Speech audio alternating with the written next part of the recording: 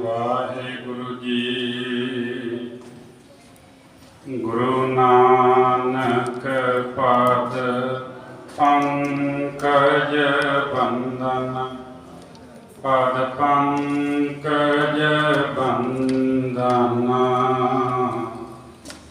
ਸਿਮਰਉ ਅੰਗਦ ਦੁਖ ਨਿਕੰਦਨ।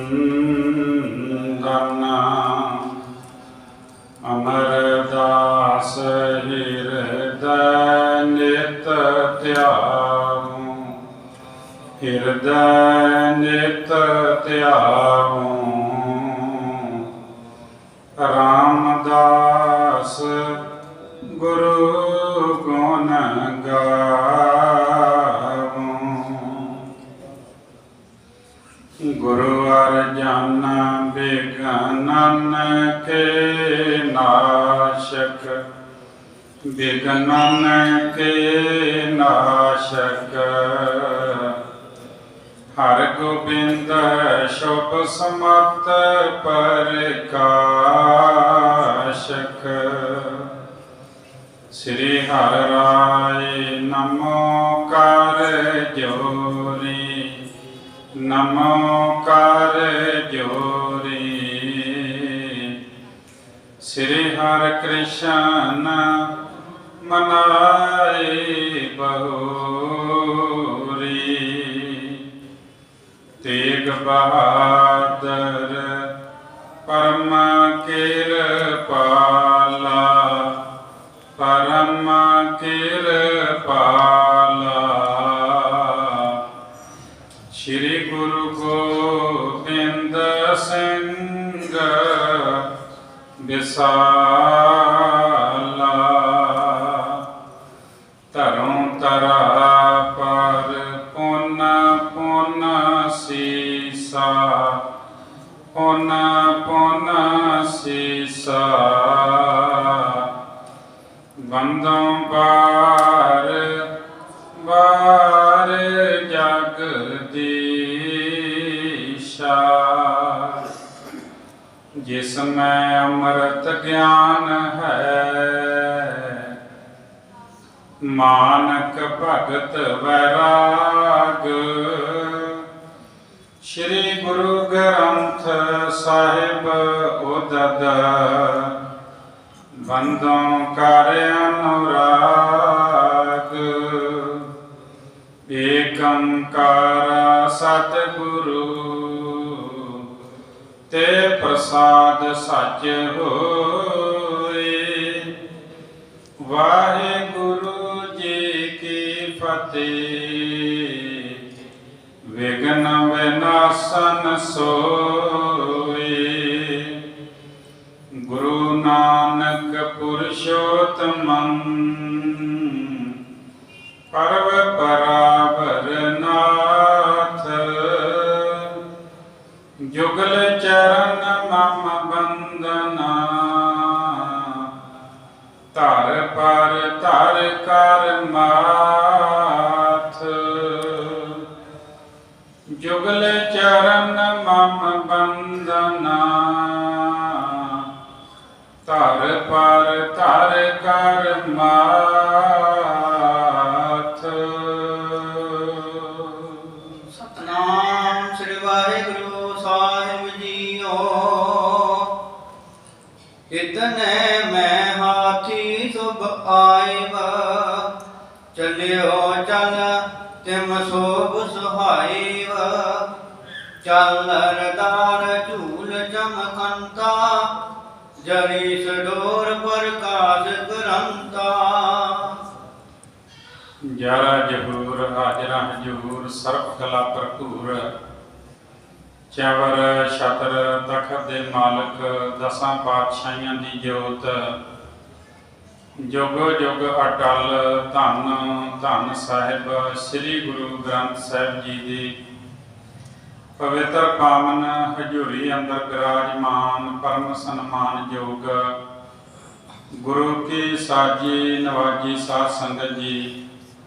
ਆਪ ਜੀ ਵਡਭਾਗੇ ਹੋ ਗੁਰੂ ਸਾਹਿਬ जी की पावन हजूरी अंदर बैठ करके ਗੁਰਬਾਣੀ ਦਾ ਮਨੋਹਰ ਕੀਰਤਨ ਸਰਵਣ ਕਰਦੇ ਹੋਏ ਆਪਣਾ ਜਨਮ ਸਫਲ ਬਣਾ ਰਹੇ ਹੋ।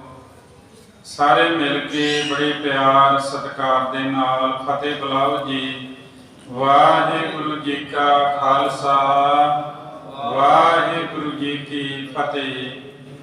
ਬੜੇ ਹੀ ਪਿਆਰ ਸਤਿਕਾਰ ਦੇ ਨਾਲ ਗੁਰੂ ਘਰ ਦੇ ਕੀਰਤਨੀਏ ਭਾਈ ਅਜੀਤ ਸਿੰਘ ਜੀ, ਭਾਈ ਕੁਲਵੀਰ ਸਿੰਘ ਜੀ ਆਪ ਜੀ ਨੂੰ ਕੀਰਤਨ ਸਰਵਣ ਕਰਾ ਰਹੇ ਸਨ। ਹੁਣ ਸਮਾਂ ਹੋਇਆ ਲੜੀਵਾਰ ਗੁਰ ਇਤਿਹਾਸ ਦੀ ਪਾਵਨ ਕਥਾ ਦਾ। ਹਰ ਰੋਜ਼ ਬੜੇ ਪਿਆਰ ਸਤਿਕਾਰ ਦੇ ਨਾਲ ਆਪ ਜੀ ਇਹ ਪਾਵਨ ਕਥਾ ਸਰਵਣ ਕਰਦੇ ਹੋ।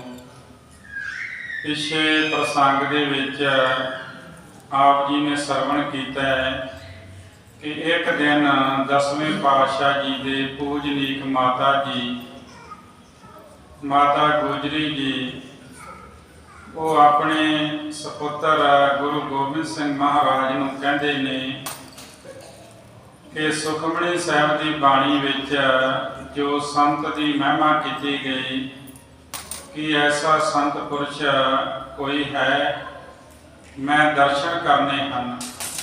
ਤੇ ਗੁਰੂ ਸਾਹਿਬ ਜੀ ਕਹਿਣ ਲੱਗੇ ਵੀ ਕੱਲ ਦਰਸ਼ਨ ਕਰਕੇ ਪ੍ਰਸ਼ਾਦਾ ਛਕਿਓ ਜੀ।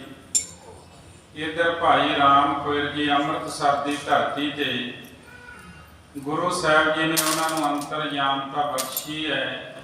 ਉਹਨਾਂ ਜਾਣ ਲਿਆ ਵੀ ਗੁਰੂ ਜੀ ਨੇ ਸੰਕਲਪ ਕੀਤਾ ਹੈ ਤੇ ਉਹ ਉੱਥੋਂ ਤੁਰ ਪਏ ਨੇ। ਆਨੰਦਪੁਰ ਸਾਹਿਬ ਜਦੋਂ ਪਹੁੰਚੇ, ਗੁਰੂ ਸਾਹਿਬ ਜੀ ਨੂੰ ਨਮਸਕਾਰ ਕੀਤੀ। ਇੱਕ ਸੇਵਕ ਨਾਲ ਭੇਜਿਆ ਭਾਈ ਰਾਮ ਕੋਇਰ ਜੀ ਨੂੰ, ਜੋ ਬਾਬਾ ਬੁੱਢਾ ਸਾਹਿਬ ਜੀ ਦੇ ਅੰਸ਼ ਬੰਸ ਹਨ। ਉੱਥੋਂ ਭੇਜਿਆ ਕਿ ਜਾਓ, ਇੱਕ ਸੇਵਕ ਨੂੰ ਨਾਲ ਭੇਜਿਆ ਵੀ ਮਾਤਾ ਜੀ ਕੋਲ ਲੈ ਕੇ ਜਾਓ। ਮਾਤਾ ਜੀ ਨੂੰ ਜਾ ਕੇ ਨਮਸਕਾਰ ਕੀਤੀ। ਫਿਰ ਮਾਤਾ ਜੀ ਨੇ ਪ੍ਰਸ਼ਾਦਾ ਛਕਾਇਆ, ਜਿਹੜਾ ਤਿਆਰ ਕਰਕੇ ਭੋਜਨ ਰੱਖਿਆ ਹੋਇਆ ਸੀ। ਹੱਥੀਂ ਪੱਖਾ ਝਾਲਦੇ ਰਹੇ। ਭਾਈ ਰਾਮ ਕੋਇਰ ਜੀ ਦਾ ਸੁੰਦਰ ਸਥਾਨ ਤੇ ਵਾਸਾ ਕਰਵਾ ਦਿੱਤਾ। ਫਿਰ ਪਿੱਛੋਂ ਸੰਗਤ ਵੀ ਪਹੁੰਚ ਗਈ, ਹੋਰ ਵੀ ਕਈ ਇਲਾਕਿਆਂ ਦੀ ਸੰਗਤ ਆ ਰਹੀ ਹੈ। ਇੱਕ ਦਿਨ ਗੁਰੂ ਸਾਹਿਬ ਜੀ ਕਹਿੰਦੇ ਨੇ ਕਿ ਅਰਦਾਸੀਏ ਸਿੱਖ ਨੂੰ ਕਿ ਖਜ਼ਾਨਚੀ ਪਾਸ ਕੋਈ ਭੇਜੋ, ਉਹਨੂੰ ਕਹੋ ਵੀ 1000 ਚਾਂਦੀ ਦੇ ਰੁਪਏ ਲਿਆਵੇ ਤੇ ਸਾਰੇ ਰੁਪਇਆਂ ਦਾ ਕੜਾਹ ਪ੍ਰਸ਼ਾਦ ਤਿਆਰ ਕਰਵਾਏ, ਛੇਤੀ ਤਿਆਰ ਕਰਕੇ ਲੈ ਕੇ ਆਵੇ। ਖਜ਼ਾਨਚੀ ਨੇ ਜਦੋਂ ਸੁਣਿਆ ਕੜਾਹ ਪ੍ਰਸ਼ਾਦ ਤਿਆਰ ਕਰਕੇ ਲਿਆਉਣਾ ਕੀਤਾ, ਫਿਰ ਗੁਰੂ ਸਾਹਿਬ ਜੀ ਨੇ ਸਾਰੇ ਸਿੱਖਾਂ ਨੂੰ ਬੁਲਵਾ ਕੇ ਇੱਕ ਥਾਂ ਇਕੱਤਰ ਕਰਕੇ ਆਖਿਆ ਕਿ ਇਹ ਜੋ ਕੜਾਹ ਪ੍ਰਸ਼ਾਦ ਹੈ ਸਾਰੇ ਇੱਕ ਬਾਟੇ ਵਿੱਚੋਂ ਜਿੰਨਾ ਵੀ ਕਿਸੇ ਨੂੰ ਚਾਹੀਦਾ ਹੈ ਉਹ ਛਕੋ। ਕਹਿਣ ਤੋਂ ਭਾਵ ਕਵੀ ਜੀ ਨੇ ਇੱਥੇ ਆਖਿਆ, ਲੂਟ ਲਿਓ ਸਭ ਕਰੋ ਆਹਾਰਾ, ਲੁੱਟ ਕੇ ਖਾਓ। ਭਾਵ ਆਪਣੇ ਆਪ ਉਸ ਬਰਤਨ ਵਿੱਚੋਂ ਲੈ ਕੇ ਖਾਓ, ਕੋਈ ਵਰਤਾਵਾ ਨਹੀਂ। ਇਹ ਇੱਕ ਬਾਟੇ ਵਿੱਚੋਂ ਛਕਣਾ ਹੈ ਸਾਰਿਆਂ ਨੇ। ਜਦੋਂ ਅੰਮ੍ਰਿਤ ਸੰਚਾਰ ਹੁੰਦਾ ਹੈ ਤੇ ਜਿਹੜੇ ਅੰਮ੍ਰਿਤ ਬਲਾਖੀ ਆਉਂਦੇ ਨੇ, ਜਿਹੜੇ ਅੰਮ੍ਰਿਤ ਪਾਨ ਕਰਕੇ ਅੰਮ੍ਰਿਤ ਧਾਰੀ ਬਣ ਜਾਂਦੇ ਨੇ, ਉਹਨਾਂ ਨੂੰ ਵੀ ਫਿਰ ਇੱਕ ਬਾਟੇ ਵਿੱਚੋਂ ਹੀ ਕੜਾਹ ਪ੍ਰਸ਼ਾਦ ਛਕਾਇਆ ਜਾਂਦਾ ਹੈ। ਇਸ ਤਰ੍ਹਾਂ ਇੱਕ ਬਾਟੇ ਵਿੱਚੋਂ ਛਕਣ ਵਾਸਤੇ ਆਖਿਆ।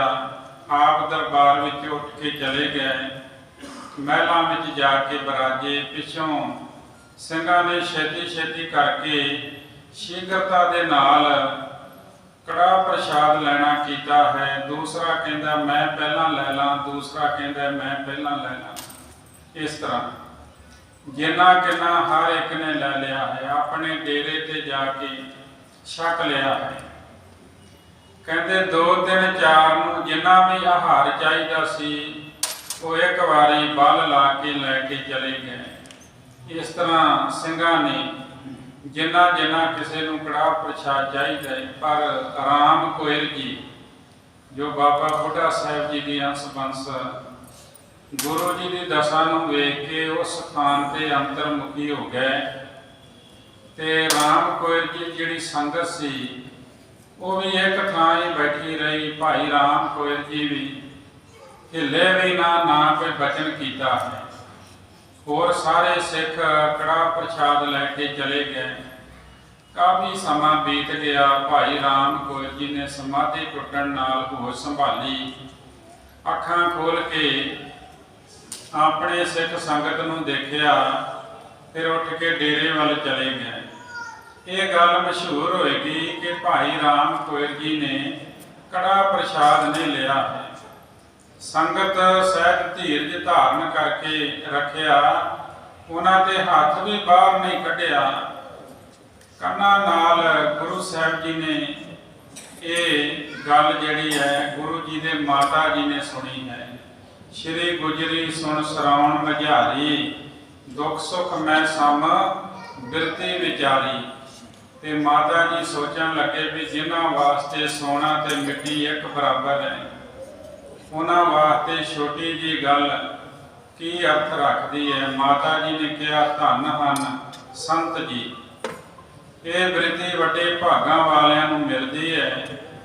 ਪਰਮੇਸ਼ਰ ਦੀ ਮੂਰਤ ਹਨ ਜਿਨ੍ਹਾਂ ਨੇ ਖੁਸ਼ੀ ਗਮੀ ਦੋਵੇਂ ਦੂਰ ਕੀਤੇ ਹੋਏ ਨੇ। ਉਹਨਾਂ ਦੀ ਮਹਾਨ ਮਹਿਮਾ ਮੰਨੀ ਮਾਤਾ ਜੀ ਨੇ।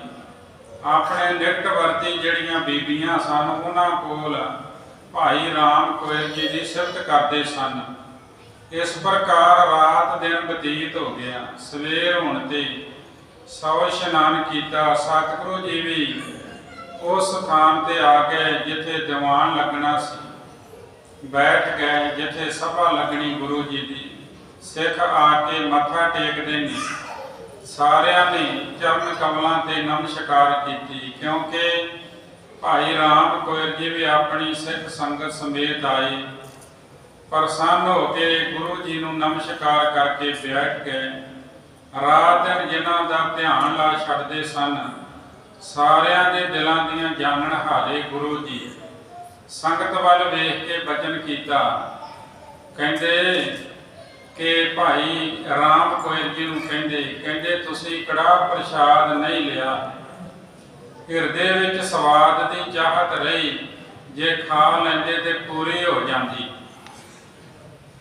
ਸਮਝਿਤ ਰਾਮ ਕੋਇਰ ਜੀ ਵੱਲ ਵੇਖ ਕੇ ਕਿਹਾ, ਤੁਸੀਂ ਇੰਨਾ ਵੱਡਾ ਪਖੰਡ ਕੀਤਾ ਹੈ। ਇੱਕ ਤਾਂ ਸਾਡਾ ਹੁਕਮ ਨਹੀਂ ਮੰਨਿਆ। ਸਾਡਾ ਹੁਕਮ ਸੀ ਕਿ ਕੜਾਹ ਪ੍ਰਸ਼ਾਦ ਸਾਰਿਆਂ ਨੇ ਲੈਣਾ। ਦੂਜੀ ਵਿਧੀ ਮਨ ਅਨੁਕੂਲ ਸੀ, ਭਾਵ ਕੜਾਹ ਪ੍ਰਸ਼ਾਦ ਖਾਣਾ ਮਨ ਪਸੰਦ ਦਾ ਕੰਮ ਸੀ। ਕੋਈ ਦੁੱਖ ਤਸੀਹੇ ਵਾਲਾ ਕੰਮ ਤੇ ਹੈ ਨਹੀਂ ਸੀ। ਫਿਰ ਤੁਸੀਂ ਪਖੰਡ ਕਮਾਇਆ। ਕਹਿੰਦੇ ਇਹ ਤੁਸੀਂ ਚੰਗਾ ਨਹੀਂ ਕੀਤਾ। ਕਹਿੰਦੇ ਇੱਕ ਸਮਾਂ ਆਵੇਗਾ ਕਿ ਕਲਯੁਗ ਜਿਹੜਾ ਵਾ ਉਹ ਕਿਲੇ ਦੀਆਂ ਕੰਧਾਂ ਟੱਪ ਕੇ ਆਪ ਜੀ ਦੇ ਘਰ ਆਏਗਾ। ਤੇ ਉਸ ਵੇਲੇ ਭਾਈ ਰਾਮ ਕੋਇਰ ਜੀ ਨੇ ਕਿਹਾ, ਹੱਥ ਜੋੜ ਕੇ ਬੇਨਤੀ ਕੀਤੀ, ਇਸ ਤੋਂ ਪਹਿਲਾਂ ਕਿ ਕਲਯੁਗ ਸਾਡੇ ਘਰ ਵਿੱਚ ਦਾਖਲ ਹੋਵੇ, ਕਲਯੁਗ ਦਾ ਪ੍ਰਤਾਪ ਵਧੇ, ਇਹ ਬਚਨ ਆਪ ਜੀ ਬਖਸ਼ ਦੇਵੋ। ਜਦੋਂ ਮੇਰੀ ਪਰਾਲੱਭ ਦਾ ਅੰਤ ਹੋਵੇਗਾ, ਭਾਵ ਜਦੋਂ ਮੇਰਾ ਸਰੀਰ ਛੁੱਟੇਗਾ, ਉਸ ਤੋਂ ਕਾਫੀ ਸਮਾਂ ਬਾਅਦ ਇਹ ਪ੍ਰਗਟ ਰੂਪ ਵਿੱਚ ਸੰਸਾਰ ਵਿੱਚ ਫੈਲ ਜਾਏਗਾ। ਮੇਰੇ ਪੁੱਤਰ ਦੇ ਘਰ ਜਦੋਂ ਪੁੱਤਰ ਪੈਦਾ ਹੋਏਗਾ, ਤੁਹਾਡੇ ਬਚਨ ਸੱਚ ਹੋ ਜਾਣਗੇ। ਗੁਰੂ ਸਾਹਿਬ ਜੀ ਨੇ ਸੇਵਕ ਦੀ ਗੱਲ ਮੰਨ ਲਈ। ਫਰਮਾਇਆ ਕਿ ਅਸੀਂ ਆਪ ਜੀ ਦੇ ਬਚਨ ਮੰਨ ਲਏ ਹਨ। ਭਾਈ ਰਾਮ ਕੋਇਰ ਜੀ ਦੇ ਘਰ ਜਦੋਂ ਪੋਤਾ ਪੈਦਾ ਹੋਇਆ ਤੇ ਕਵੀ ਜੀ ਕਹਿੰਦੇ ਸੰਸਾਰ ਵਿੱਚ ਪ੍ਰਗਟ ਹੋਇਆ। ਉਹਨੇ ਜੋ ਕੀਤਾ ਸੰਸਾਰ ਵਿੱਚ ਜਾਣਿਆ ਗਿਆ। ਭਾਈ ਰਾਮ ਕੋਇਰ ਜੀ ਨੇ ਕੁਝ ਨਾ ਕਿਹਾ, ਨਾ ਕੁਝ ਬਖਸ਼ਾਉਣਾ ਚਾਹਿਆ, ਕਿਉਂਕਿ ਉਹਨਾਂ ਦਾ ਮਾਤੀ ਸਤਿਗੁਰੂ ਜੀ ਦੀ ਆਗਿਆ ਅਨੁਸਾਰ ਸੀ। ਇਸ ਪ੍ਰਕਾਰ ਸਤਿਗੁਰੂ ਜੀ ਵਿਲਾਸ ਕਰਦੇ ਸਨ। ਭਾਈ ਰਾਮ ਕੋਇਰ ਜੀ ਦੀ ਵਾਰਤਾ ਕਵੀ ਜੀ ਅੱਗੇ ਦੱਸਣਗੇ। ਇੱਥੇ ਗੁਰੂ ਗੋਬਿੰਦ ਸਿੰਘ ਮਹਾਰਾਜ ਜੀ ਦੇ ਬਾਰੇ ਕਹਿੰਦੇ ਕਿ ਗੁਰੂ ਗੋਬਿੰਦ ਸਿੰਘ ਮਹਾਰਾਜ ਜੀ ਬੜੇ ਸਿਆਣੇ ਸੁਜਾਨ ਹਨ, ਜਗਤ ਨੂੰ ਤਾਰਨ ਵਾਲੇ ਹਨ, ਸਿੱਖਾਂ ਦੇ ਪਾਪ ਦੂਰ ਕਰਨ ਵਾਲੇ ਹਨ। ਤੇ ਨਾਲ ਆਖਿਆ ਭਾਈ ਰਾਮ ਕੋਇਰ ਜੀ ਸੁਖ ਮੰਨ ਕੇ ਗੁਰੂ ਜੀ ਦੇ ਪਾਸ ਰਹਿੰਦੇ ਸਨ। ਦਰਸ਼ਨ ਕਰਕੇ ਸ਼ੁਭ ਮਤ ਦਾ ਗਿਆਨ ਪ੍ਰਗਟ ਕਰਦੇ ਸਨ ਕਿ ਗੁਰੂ ਜੀ ਦਾ ਭਾਣਾ ਜਿਨ੍ਹਾਂ ਦੇ ਮਨ ਨੂੰ ਚੰਗਾ ਲੱਗਦਾ ਸੀ, ਅੱਠੇ ਪੈਰ ਇੱਕ ਦੇ ਨਾਲ ਲਿਵ ਲਾਉਂਦੇ ਸਨ, ਇੱਕ ਅਕਾਲ ਪੁਰਖ ਨੂੰ ਧਿਆਉਂਦੇ ਸਨ। ਤੇ ਕਵੀ ਜੀ ਕਹਿੰਦੇ ਗੁਰ ਪਗ ਪੰਕਜ ਪ੍ਰੇਮ ਅਪਾਰਾ, ਹਿਰਦੇ ਨਿਰੰਤਰ ਰਹਿ ਇੱਕ ਸਾਰਾ। ਫਿਰ ਵੀ ਗੁਰੂ ਜੀ ਨੇ ਆਪਣੀ ਮਾਇਆ ਰਚ ਕੇ ਭਾਈ ਰਾਮ ਕੋਇਰ ਦਾ ਮਨ ਭਰਮਾ ਦਿੱਤਾ। ਕਹਿੰਦੇ ਇਹ ਸ਼ੰਕਾ ਨਾ ਕਰੋ, ਪਹਿਲਾਂ ਵੀ ਕਈ ਵੇਰ ਹੋਇਆ ਇਤਿਹਾਸ ਦੇ ਵਿੱਚ, ਗੁਰੂ ਜੀ ਦੀ ਮਾਇਆ ਬੜੀ ਪ੍ਰਬਲ ਹੈ, ਇਹ ਵੱਡਿਆਂ ਵੱਡਿਆਂ ਨੂੰ ਭਰਮਾ ਦਿੰਦੀ ਹੈ। ਜੋ ਉਸ ਸਮੇਂ ਟਿਕਿਆ ਰਵੇ, ਸਤਿਗੁਰੂ ਜੀ ਫਿਰ ਆਪਣਾ ਹੱਥ ਦੇ ਕੇ ਉਹਨੂੰ ਬਚਾਉਂਦੇ ਨੇ। ਉਹੀ ਬਚਦਾ ਹੈ ਜਿਹੜਾ ਆਪਣਾ ਮਨ ਡੋਲਣ ਨਹੀਂ ਦਿੰਦਾ। ਕਹਿੰਦੇ ਕਾਕ ਭਸੁੰਡ ਤੇ ਗਰੜ ਜਿਹੜੇ ਸਦਾ ਹੀ ਪ੍ਰਭੂ ਦੇ ਨੇੜੇ ਰਹਿੰਦੇ, ਜਿਹੜੇ ਵਿਸ਼ਿਸ਼ਟ ਵਰਗੇ ਬ੍ਰਹਮ ਗਿਆਨੀ, ਇਹ ਵੀ ਮੋਹ ਵਿੱਚ ਫਸ ਗਏ। ਇਸ ਪ੍ਰਕਾਰ ਸਾਰਾ ਸੰਸਾਰ ਜਾਣਦਾ ਹੈ। ਇਸ ਪ੍ਰਕਾਰ ਸ਼੍ਰੀ ਰਾਮ ਕੋਇਰ ਭਾਵ ਭਾਈ ਰਾਮ ਕੋਇਰ ਜੀ ਗੁਰੂ ਦੇ ਸਿੱਖ ਹਨ। ਉਹਨਾਂ ਦੀ ਕੁਝ ਕਥਾ ਲਿਖ ਕੇ ਕਹਿੰਦਾ ਹਾਂ। 10ਵੇਂ ਪਾਤਸ਼ਾਹ ਜਿਨ੍ਹਾਂ ਦੇ ਤੇਜ ਦੀਆਂ ਕਿਰਨਾਂ ਪ੍ਰਕਾਸ਼ਮਈ ਹਨ, ਸ਼੍ਰੀ ਗੁਰੂ ਗੋਬਿੰਦ ਸਿੰਘ ਮਹਾਰਾਜ ਜੀ, ਇੱਕ ਸਮੇਂ ਦੀ ਗੱਲ ਹੈ, ਗੁਰੂ ਜੀ ਦੇ ਅੱਗੇ ਇੱਕ ਬੜਾ ਸਖਤ ਕਮਾਨ ਪਿਆ ਹੋਇਆ ਸੀ, ਧਨੁਸ਼ ਪਿਆ ਹੋਇਆ ਸੀ। ਭਾਈ ਰਾਮ ਕੋਇਰ ਜੀ ਨੇ ਦੇਖਿਆ ਤੇ ਮਨ ਦੇ ਵਿੱਚ ਸੋਚਿਆ ਵੀ ਸਤਿਗੁਰੂ ਜੀ ਦੇ ਬਲ ਤੋਂ ਇਹ ਜ਼ਿਆਦਾ ਭਾਰੀ ਹੈ।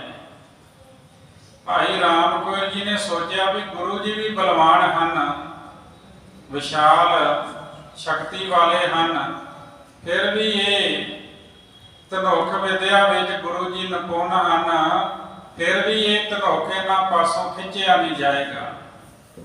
ਇਹਨਾਂ ਦਾ ਸਰੀਰ ਵੱਡੇ ਢੀਲ ਡੌਲ ਵਾਲਾ ਹੈ, ਫਿਰ ਵੀ ਨਹੀਂ ਖਿੱਚਿਆ ਜਾਏਗਾ।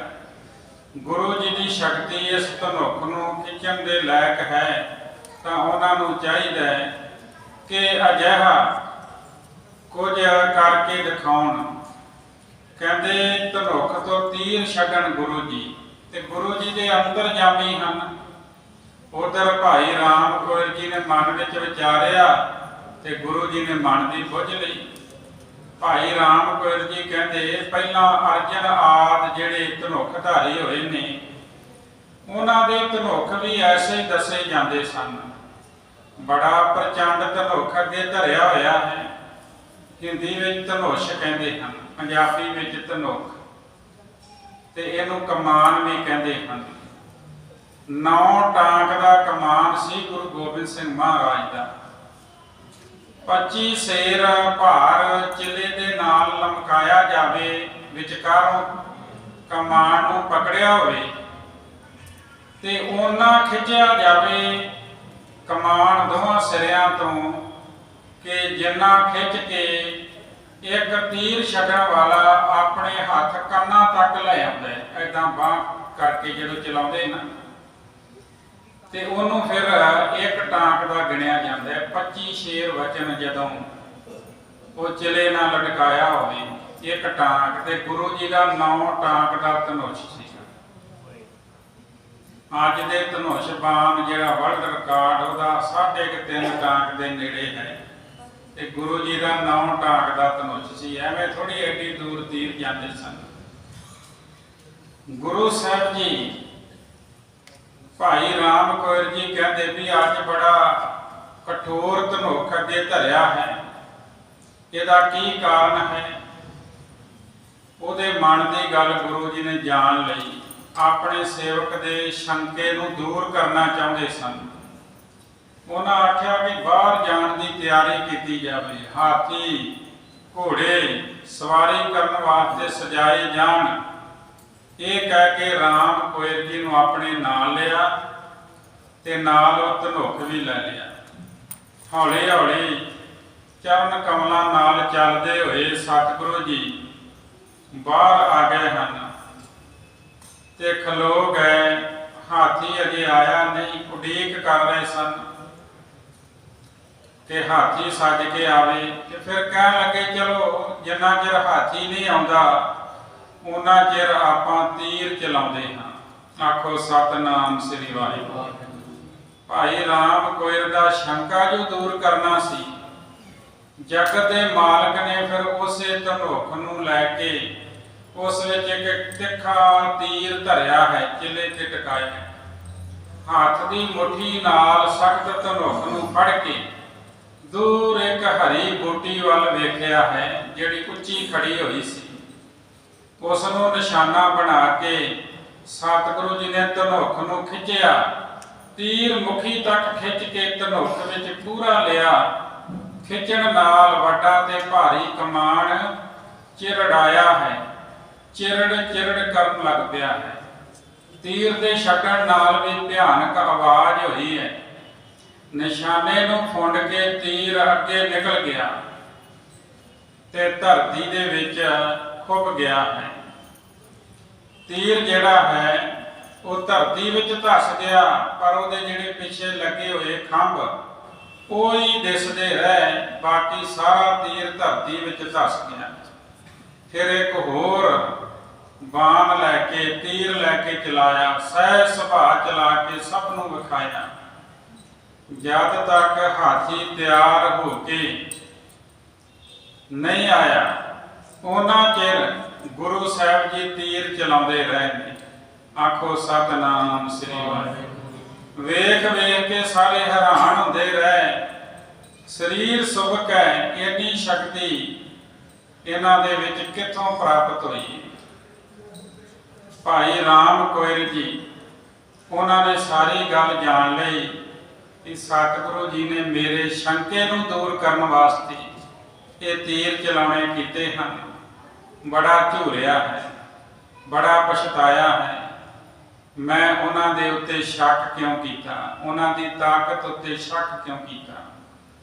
ਇੰਦਰ ਆਦਿ ਜਿਹਦੀ ਆਗਿਆ ਵਿੱਚ ਹਨ, ਜੋ ਚਾਹੁੰਦੇ ਹਨ ਗੁਰੂ ਜੀ ਕਰਦੇ ਨੇ।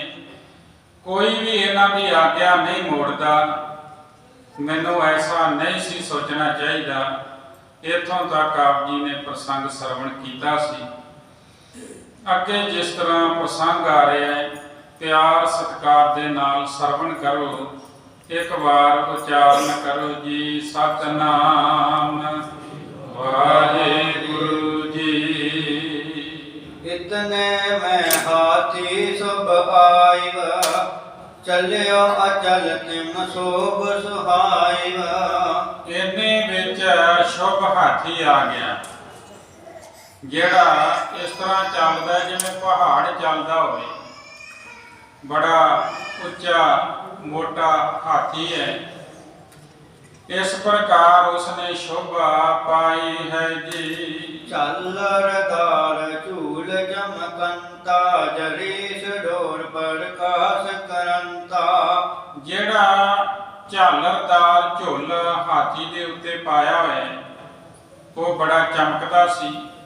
ਜਰੀ ਦੀਆਂ ਡੋਰਾਂ ਸੁੰਦਰ ਉਹ ਚਮਕ ਰਹੀਆਂ ਸਨ ਜੀ। ਦੁੱਧ ਕੀ ਹੱਦ ਹੁੰਦਾ ਬਨ ਰਹਿਓ, ਆਇਓ ਨਿਕਟ ਗੁਰੂ ਨੇ ਲਹਿਓ। ਸੁੰਦਰਤਾ ਦੀ ਹੱਦ ਜਿਹੜਾ ਹੁੰਦਾ ਉਹ ਹਾਥੀ ਦੇ ਉੱਤੇ ਪਾਇਆ ਹੋਇਆ ਸੀ। ਜਿੱਦਾਂ ਘੋੜੇ ਤੇ ਕਾਠੀ ਪਾਉਂਦੇ ਨਾ, ਇਸ ਤਰ੍ਹਾਂ ਹਾਥੀ ਤੇ ਹੁੰਦਾ ਪਾਉਂਦੇ ਹਨ।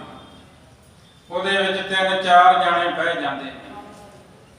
ਕਈ ਮੇਲਿਆਂ ਦੇ ਉੱਤੇ ਜਿਨ੍ਹਾਂ ਨੇ ਹਾਥੀ ਰੱਖਿਆ ਹੁੰਦਾ ਹੈ, ਰੋਟੀ ਦਾ ਗਿਰੀਆ ਬਣਾਏ, ਉਹ ਫਿਰ ਲੈ ਕੇ ਆਉਂਦੇ ਨੇ ਬੱਚਿਆਂ ਨੂੰ, ਉੱਥੇ ਪੈਸੇ ਲੈ ਕੇ ਤੇ ਝੂਟੇ ਦਿੰਦੇ ਨੇ।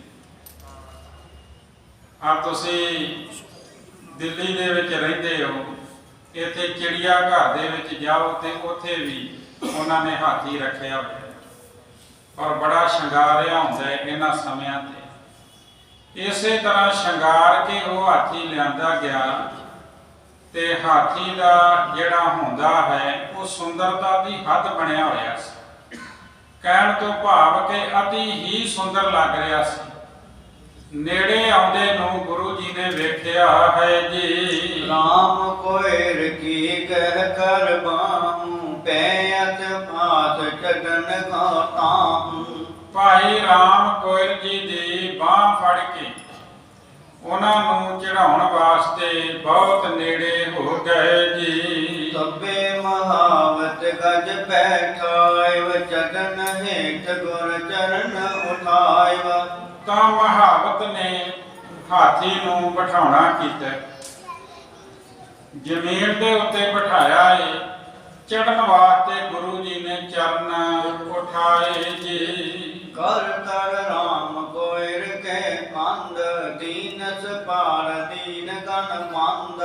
ਭਾਈ ਰਾਮ ਕੋਇਰ ਜੀ ਦੇ ਕੰਧੇ ਉੱਤੇ ਮੋਢੇ ਉੱਤੇ ਹੱਥ ਧਰ ਕੇ ਦੀਨਾ ਬੰਧੂ ਜੀ ਨੇ ਸਾਰਾ ਭਾਰ ਪਾਇਆ ਹੈ ਜੀ। ਲਾਖੋ ਮਨ ਕੋ ਧਰ ਕਰ ਭਾਰੇ, ਬੁੱਢੇ ਅੰਸ ਬਿਨਾ ਕੋ ਤਾਰੇ।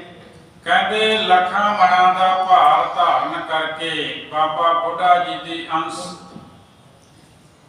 ਉਹ ਭਾਈ ਰਾਮ ਕੋਇਰ ਜੀ ਉਹੀ ਇਸ ਕੌਤਕ ਨੂੰ ਸਹਾਰ ਸਕਦੇ ਸਨ। ਗੁਰੂ ਜੀ ਨੇ ਆਪਣੀ ਸ਼ਕਤੀ ਵਰਤਾਈ ਹੈ। ਏਦਾਂ ਲੱਗਾ ਕਿ ਜਿਵੇਂ ਬਹੁਤਾ ਹੀ ਭਾਰ ਕੰਧੇ ਦੇ ਉੱਤੇ ਪੈ ਗਿਆ ਹੋਵੇ। ਭਾਈ ਰਾਮ ਕੋਇਰ ਜੀ ਨੇ ਆਪਣਾ ਕੰਧਾ ਦਿੱਤਾ ਜੀ। ਅਪਰ ਜੇ ਹੋਤ ਜਾਤ ਬਿਲ ਮਾਟੀ, ਔਰ ਸੰਦੇਹ ਤਿਤ ਕੀਨਸ ਕਾਟੇ। ਕਹਿੰਦੇ ਹੋਰ ਕੋਈ ਹੁੰਦਾ ਤੇ ਥਾਂ ਹੀ ਦੱਬ ਜਾਂਦਾ। ਭਾਈ ਰਾਮ ਕੋਇਰ ਜੀ ਦੇ ਹਿਰਦੇ ਦੇ ਸੰਦੇਹ ਨੂੰ ਸਤਿਗੁਰੂ ਜੀ ਨੇ ਦੂਰ ਕੀਤਾ ਹੈ ਜੀ। ਬਿਬੇ ਪੈਰ ਜਲਵੇ ਜਬ ਲਾਗਾ, ਬੈਠੇ ਗੁਰੂ ਜਾਏ ਤਬ ਆਗਾ। ਭਾਈ ਰਾਮ ਕੋਇਰ ਜੀ ਖਿੜਕਦੇ ਪੈਰ ਨਾਲ ਜਦ ਅੱਗੇ ਚੱਲਣ ਲੱਗੇ ਜੀ। ਕਹਿਓ ਕਿ ਆਓ ਖਵਾਸੀ ਮਾਹੇ, ਜਦੋਂ ਸੰਗ ਸਿਰ ਮੁਖ ਕਹਿਓ ਤਾਹੇ। ਤੇ ਸਤਿਗੁਰੂ ਜੀ ਜਿਹੜੇ ਬੈਠੇ ਹੋਏ ਸਨ ਹਾਥੀ ਤੇ, ਉਹਨਾਂ ਆਖਿਆ ਆਓ ਹੁੰਦੇ ਵਿੱਚ ਬੈਠ ਜਾਓ ਤੇ ਮੇਰੇ ਨਾਲ ਬੈਠ ਕੇ ਅੱਗੇ ਚੱਲੋ। ਗੁਰੂ ਜੀ ਨੇ ਇਸ ਤਰ੍ਹਾਂ ਮੁਖ ਤੋਂ ਫਰਮਾਇਆ ਜੀ। ਹਾਥ ਜੋੜ ਬਿਨਤੀ ਤਬ ਠਾਨੀ, ਜਗਤ ਚਰਾਚਰ ਕੇ ਤੁਮ ਸੁਆਮੀ। ਭਾਈ ਰਾਮ ਕੋਇਰ ਜੀ ਨੇ ਹੱਥ ਜੋੜ ਕੇ ਬੇਨਤੀ ਕੀਤੀ। ਆਖਿਆ ਸਤਿਗੁਰੂ ਜੀ, ਜਗਤ ਦੇ ਜੜ ਤੇ ਸੁਚੇਤ ਜੀਵਾਂ ਦੇ ਤੁਸੀਂ ਮਾਲਕ ਹੋ ਜੀ। ਸਮ ਬੈਠ ਬਕੇ ਉਚਿਤ ਨ ਮੋਹੀ, ਮਹਾ ਅਵਗਿਆ ਮੁਝ ਤੇ ਹੋਈ। ਮੇਰੇ ਵਾਸਤੇ ਤੁਹਾਡੇ ਬਰਾਬਰ ਬੈਠਣਾ ਉਚਿਤ ਨਹੀਂ ਹੈ।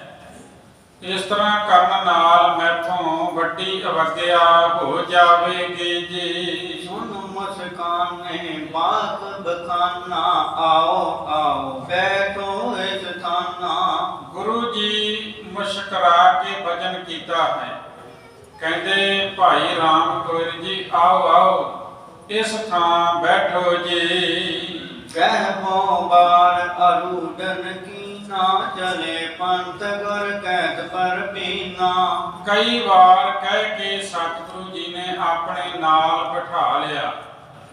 ਫਿਰ ਗੁਰੂ ਜੀ ਦੇ ਕਹਿਣ ਉੱਤੇ ਰਾਹੇ ਰਾਹ ਚੱਲ ਪਏ ਜੀ। ਸਿੱਖੀ ਕੇ ਸਤੰਭ ਗਿਰ ਜੈਸੇ, ਮਾਇਆ ਬਾਏ ਬਾਏ ਕਰ ਐਸੇ। ਭਾਈ ਰਾਮ ਕੋਇਰ ਪਹਾੜ ਵਰਗੇ ਸਿੱਖੀ ਦੇ ਜਿਹੜੇ ਥੰਮ ਹਨ, ਗੁਰੂ ਜੀ ਦੀ ਮਾਇਆ ਨੇ ਇਸ ਪ੍ਰਕਾਰ ਉਹਨਾਂ ਨੂੰ ਭਰਮਾਇਆ ਜੀ। ਸਰਦਾ ਵਿਰਤਾ ਤੇ ਚੱਲ ਪੜੈ, ਤਉ ਅਪਰ ਕਿਆ ਗਿਣਤੀ ਕਰੈ। ਕਹਿੰਦੇ ਜੇ ਭਾਈ ਰਾਮ ਕੋਇਰ ਜੀ ਵਰਗੇ ਸ਼ਰਧਾ ਰੂਪ ਸਥਿਤੀ ਤੋਂ ਹਿੱਲ ਪੈ, ਫਿਰ ਹੋਰ ਕਿਸ ਦੀ ਗਿਣਤੀ ਕਰੀਏ ਜੀ। ਲਾਜ ਪਾਰ ਤੇ ਨਮਰੀ ਹੋਆ, ਰਾਮ ਕੋਇਰ ਨੈ ਪੂਜੋ ਲੋਆ। ਫਿਰ ਭਾਈ ਰਾਮ ਕੋਇਰ ਲਾਜ ਦੇ ਭਾਰ ਨਾਲ ਸੰਨਿਮਰ ਹੋ ਗਏ। ਉਹ ਉੱਚੀ ਅੱਖ ਚੁੱਕ ਕੇ ਨਹੀਂ ਵੇਖਦੇ ਸਨ ਜੀ। ਸੁਨੋ ਨਾਦ ਤਉ ਪਰ ਪਲ ਮਾਇਆ, ਬ੍ਰਹਮਾਨਕ ਜਿਸਨੇ ਪਰਮਾਇਆ। ਫਿਰ ਕਹਿਣ ਲੱਗੇ, ਹੇ ਮਾਲਕ ਸੁਣੋ, ਤੁਹਾਡੀ ਮਾਇਆ ਪ੍ਰਬਲ ਹੈ।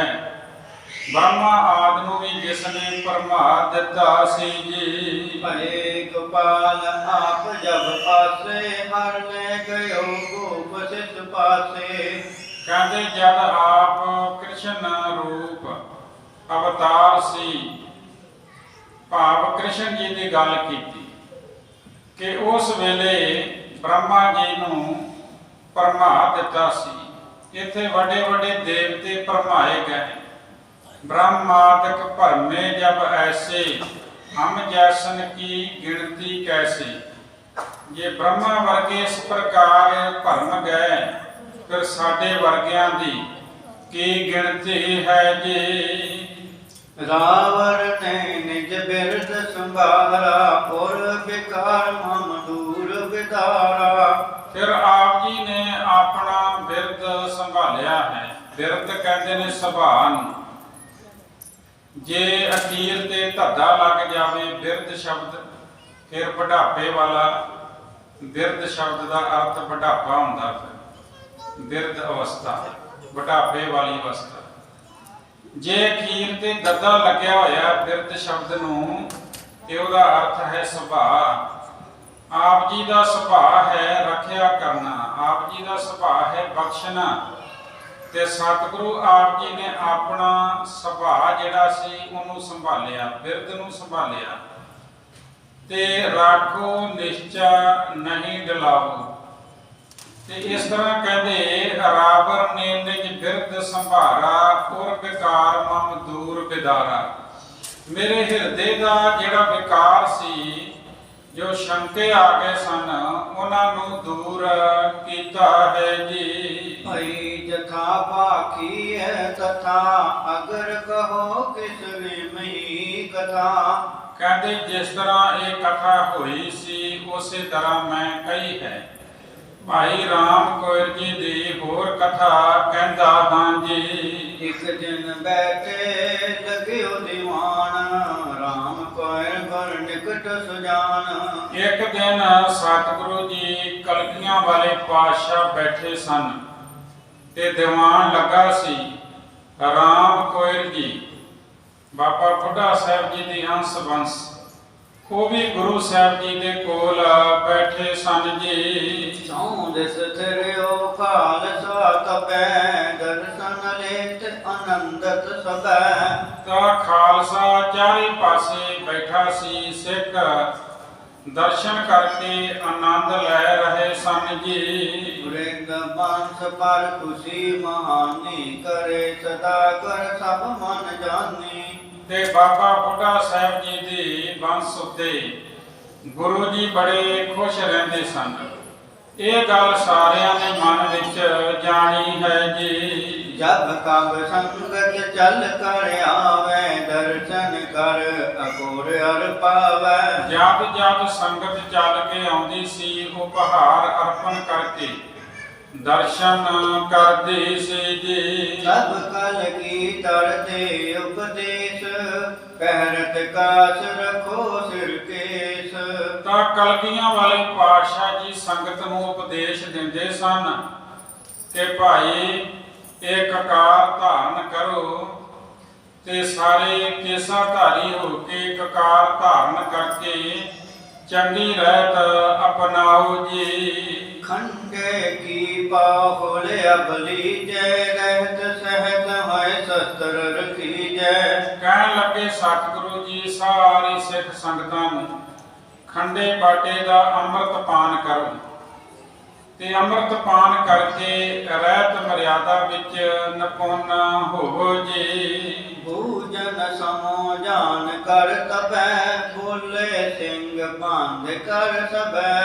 ਤਾਂ ਪੁੱਛਣ ਦਾ ਸਮਾਂ ਜਾਣ ਕੇ ਸਾਰੇ ਸਿੰਘ ਹੱਥ ਜੋੜ ਕੇ ਬੋਲੇ ਜੀ। प्रभ जी गुर कर के प्रदान, सिर मुख महिमा करो बखान। ਕਹਿੰਦੇ ਸਤਿਗੁਰੂ ਜੀ ਭਾਈ ਰਾਮ ਕੋਇਰ ਜੀ ਉਹ ਪ੍ਰਧਾਨ ਸਿੱਖ ਹਨ, ਤੇ ਤੁਸੀਂ ਆਪਣੇ ਮੁਖ ਤੋਂ ਇਹਨਾਂ ਦੀ ਮਹਿਮਾ ਕਰਦੇ ਹੋ। ਆਖਿਆ ਆਪ ਜੀ ਇਹਨਾਂ ਦੇ ਉੱਪਰ ਵਿਸ਼ਾਲ ਖੁਸ਼ੀ ਕਰਦੇ ਹੋ। ਇਹ ਵੀ ਸਾਰੀ ਰੀਤ ਨੂੰ ਵੇਖਦੇ ਹਨ। ਤੇ ਗੁਰੂ ਸਾਹਿਬ ਜੀ ਨੇ ਆਖਿਆ ਸੀ ਕਿ ਭਾਈ ਰਾਮ ਕੋਇਰ ਜੀ, ਮੇਰਾ ਸਰੂਪ ਤੇਰਾ ਸਰੂਪ ਹੈ, ਤੇਰਾ ਸਰੂਪ ਮੇਰਾ ਸਰੂਪ ਹੈ, ਤੇਰੇ ਮੇਰੇ ਵਿੱਚ ਕੋਈ ਫਰਕ ਨਹੀਂ। ਭਾਈ ਰਾਮ ਕੋਇਰ ਜੀ ਨੇ ਜਦੋਂ ਅੰਮ੍ਰਿਤ ਪਾਨ ਕੀਤਾ ਸੀ, ਫਿਰ ਉਹਨਾਂ ਦਾ ਨਾਮ ਹੋਇਆ ਸੀ ਗੁਰਬਖਸ਼ ਸਿੰਘ ਜੀ। ਪਰ ਜ਼ਿਆਦਾ ਇੱਥੇ ਕਵੀ ਜੀ ਨੇ ਭਾਈ ਰਾਮ ਕੋਇਰ ਜੀ ਹੀ ਵਰਤਿਆ ਹੈ। ਕਹਿੰਦੇ ਕਈ ਥਾਵਾਂ ਤੇ ਵਰਤਿਆ ਹੈ।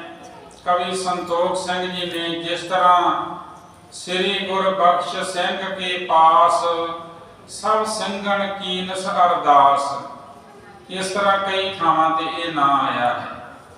ਜ਼ਿਆਦਾਤਰ ਨਾਮ ਭਾਈ ਰਾਮ ਕੋਇਰ ਜੀ ਹੀ ਵਰਤਿਆ ਹੈ।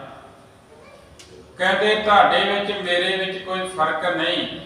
ਜਿਸ ਤਰ੍ਹਾਂ ਹਰੀ ਤੇ ਹਰੀ ਦਾ ਜਨ ਇੱਕ ਸਮਾਨ ਹੈ, ਹਰ ਹਰ ਜਨ ਤੋਏ ਇੱਕ ਹੈ, ਬਿਬ ਵਿਚਾਰ ਕਛ ਨਾਹੀ, ਜਲ ਤੇ ਉਪਜਿਤ ਰੰਗ ਗਿਓ ਜਲ ਹੀ ਵਿਖੇ ਸਮਾਏ। ਜਿਸ ਤਰ੍ਹਾਂ ਕਬੀਰ ਸਾਹਿਬ ਜੀ ਆਖਦੇ ਨੇ, ਅਬ ਤੋ ਜਾਏ ਚੜ੍ਹੈ ਸਿੰਘਾਸਨ ਮਿਲਹਿ ਸਾਰੰਗ ਪਾਨੀ, ਰਾਮ ਕਬੀਰਾ ਏਕ ਭੈ ਹੈ ਕੋਏ ਨਾ ਸਕੇ ਪਛਾਨੀ। ਸੰਤਨ ਸੰਗ ਕਬੀਰਾ ਬਿਗਰਿਓ, ਸੋ ਕਬੀਰ ਰਾਮੇ ਹੋਏ ਨਿਬਰਿਓ। ਇਸ ਤਰ੍ਹਾਂ ਕਹਿੰਦੇ ਤੁਹਾਡੇ ਵਿੱਚ ਤੇ ਮੇਰੇ ਵਿੱਚ ਕੋਈ ਫਰਕ ਨਹੀਂ, ਤੁਸੀਂ ਸਾਡੇ ਵਿੱਚ ਭੇਦ ਹੋ ਚੁੱਕੇ ਹੋ। ਤੁਸੀਂ ਸਿੱਖਾਂ ਦੇ ਸਿਰਮੌਰ ਹੋ, ਤੁਹਾਡੀ ਕੋਈ ਬਰਾਬਰੀ ਨਹੀਂ ਕਰ ਸਕਦਾ। ਤੁਸੀਂ ਸਦਾ ਇੱਕ ਰਸ ਗਿਆਨ ਦੇ ਆਨੰਦ ਵਿੱਚ ਰਹਿੰਦੇ ਹੋ। ਤੁਰਿਆ ਪਦਵੀ ਵਿੱਚ ਤੁਸੀਂ ਸਥਿਤ ਹੋ, ਤੁਸੀਂ ਜਗਤ ਵਾਸਤੇ ਬੰਦਨਾ ਯੋਗ ਹੋ। ਇਸ ਪ੍ਰਕਾਰ ਕਹਿ ਕੇ ਬਹੁਤ ਵਡਿਆਈ ਕਰਕੇ ਗੁਰੂ ਗੋਬਿੰਦ ਸਿੰਘ ਮਹਾਰਾਜ ਨੇ ਖਾਲਸੇ ਨੂੰ ਸੁਣਾਉਣਾ ਕੀਤੀ। ਕਵੀ ਸੰਤੋਖ ਸਿੰਘ ਜੀ ਇੱਥੇ ਫਿਰ ਅੱਗੇ ਭਾਈ ਜੋਗਾ ਸਿੰਘ ਜੀ ਦਾ ਪ੍ਰਸੰਗ ਆਰੰਭ ਕਰਦੇ ਹਨ ਜੀ। ਰਾਮ ਕੋਇਰ ਕੀ ਕਥਾ ਮੈਂ ਬਰਨੇ ਕੁਛਕ ਬਣਾਏ। ਭਾਈ ਰਾਮ ਕੋਇਰ ਜੀ ਦੀ ਕਥਾ ਕਵੀ ਸੰਤੋਖ ਸਿੰਘ ਜੀ ਕਹਿੰਦੇ ਕਿ ਕੁਝ ਕਥਾ ਬਣਾ ਕੇ ਮੈਂ ਵਰਣਨ ਕੀਤੀ ਹੈ। ਜਿੰਨੀ ਕੁ ਮੇਰੀ ਮਤ ਹੈ, ਜਿੰਨੀ ਕੁ ਗੁਰੂ ਨੇ ਮੈਨੂੰ ਬੁੱਧੀ ਬਖਸ਼ੀ ਹੈ, ਉਹਦੇ ਅਨੁਸਾਰ ਇਹ ਮੈਂ ਕਥਾ ਕਹੀ ਹੈ ਜੀ। ਅਪਰ ਗੁਰੂ ਇਤਿਹਾਸ ਕੋ ਸਭ ਸਰੋਤਾਨ ਸੁਣਾਏ। ਕਹਿੰਦੇ ਗੁਰੂ ਇਤਿਹਾਸ ਵੀ ਸਭ ਸਰੋਤਿਆਂ ਨੂੰ ਮੈਂ ਸੁਣਾਉਂਦਾ ਹਾਂ ਜੀ। ਇੱਕ ਸਿੱਖ ਕੀ ਸਾਖੀ ਸੁਣ ਲੈ ਹੋ, ਜਥਾ ਸਿਦਕ ਮੈਂ ਤਾਹਿ ਸੁਨਾਹੂੰ। ਇੱਕ ਸਿੱਖ ਦੀ ਸਾਖੀ ਸੁਣ ਲਵੋ, ਜਿਵੇਂ ਸਿਦਕ ਨਾਲ ਉਸ ਦਾ ਪਿਆਰ ਸੀ ਜੀ। ਜੋਗਾ ਸਿੰਘ ਹੋ ਤੋ ਤਿਸ ਨਾਮੂ, ਰਹਿ ਤਕ ਚਰ ਸਤਿਗੁਰ ਤਾਮੂ। ਉਸ ਸਿੱਖ ਦਾ ਨਾਂ ਸੀ ਭਾਈ ਜੋਗਾ ਸਿੰਘ, ਤੇ ਉਹ ਬਹੁਤ ਸਮਾਂ ਗੁਰੂ ਘਰ ਦੇ ਵਿੱਚ ਰਿਹਾ ਜੀ। ਦੇਸ ਪਿਸਾਵਰ ਤਨ ਕੀ ਵਾਸੀ, ਸੇਵਾ ਕਰੇ ਬਹੁਤ ਗੁਰ ਪਾਸੀ। ਉਹ ਪਿਸ਼ਾਵਰ ਦੇਸ਼ ਦਾ ਰਹਿਣ ਵਾਲਾ ਸੀ ਤੇ ਗੁਰੂ ਜੀ ਦੇ ਪਾਸ ਰਹਿ ਕੇ ਬਹੁਤ ਸੇਵਾ ਕਰਦਾ ਸੀ ਜੀ। ਦਰਸ਼ਨ ਕਰੇ ਸਿਦਕ ਕੋ ਠਾਨੇ, ਪ੍ਰਭੂ ਰਜਾਵਨ ਕਰੇ ਮਹਾਨੇ। ਉਹ ਮਹਾਨ ਸਿੱਧਕ ਧਾਰ ਕੇ ਗੁਰੂ ਜੀ ਦੇ ਦਰਸ਼ਨ ਕਰਦਾ ਸੀ ਤੇ ਗੁਰੂ ਸਾਹਿਬ ਜੀ ਨੂੰ ਬਹੁਤ ਹੀ ਉਹ ਜਿਸ ਤਰ੍ਹਾਂ ਮਾਤਾ ਪਿਤਾ ਨੂੰ ਕੋਈ ਵਡਿਆਈ ਦਿੰਦੇ ਨੇ, ਇਸ ਤਰ੍ਹਾਂ ਗੁਰੂ ਸਾਹਿਬ ਜੀ ਨੂੰ ਵਡਿਆਈ ਦਿੰਦਾ ਸੀ ਜੀ। ਕੇਤਕ ਵਰ ਕਬੀਤ ਜਬ ਗਏ, ਤਿਸਕੇ ਮਾਤ ਪਿਤਾ ਤਹਿ ਆਏ। ਕੁਝ ਸਾਲ ਬੀਤ ਗਏ।